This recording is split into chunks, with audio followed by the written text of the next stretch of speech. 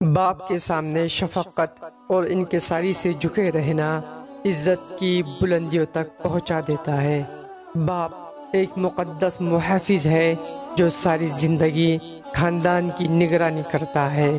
باپ کے آنسو تمہارے دکھ سے نہ گرے ورنہ اللہ تم کو جنت سے گرا دے گا۔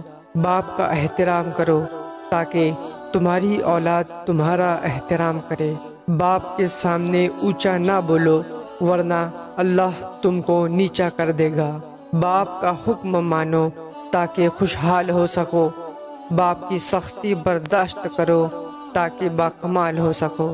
باپ ایک کتاب ہے جس پر تجربات تحریر ہوتے ہیں، اسے اپنے سے دور مت کرو۔ باپ کی بات غور سے سنو تاکہ دوسروں کی نہ سننی پڑے۔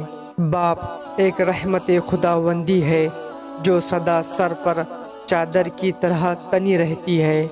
اے میرے رب، میرے والدین کو ان لوگوں میں شامل فرما جو بغیر حساب کے جنت میں جائیں گے۔